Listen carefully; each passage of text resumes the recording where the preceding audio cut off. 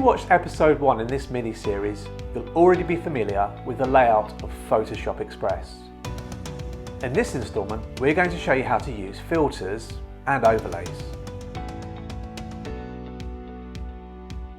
Choose an image from your library, ideally one that you've already edited before. We're going to head straight into the 3 little circles in this corner to have a look at the filter sets. There's so many to choose from to enhance your images, and this includes black and white and portrait filters too. There's even some really cool retro themes here that are designed to mimic old-fashioned types of film.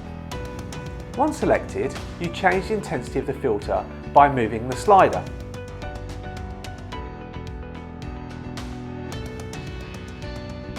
You may also have noticed there's an option to add your very own, and this is something we're going to cover off in episode 3. Now onto overlays. If you press on the 2 circles located next to the filters, you will notice there's loads of cool effects that you can add as layers to your image.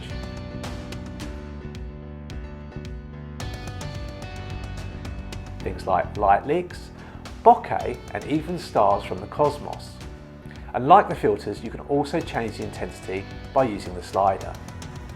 Next up, blemishes. There's nothing worse than having a small thing ruining an entire photo. Well, this tool fixes all of that. You use 2 fingers to zoom into the image, use the slider to change the size of the brush, and you just tap away.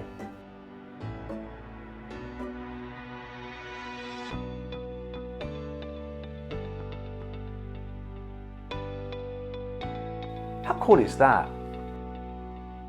So why not have a practice with some of your photos and then join us for the next instalment where we'll be delving into adjustments and frames.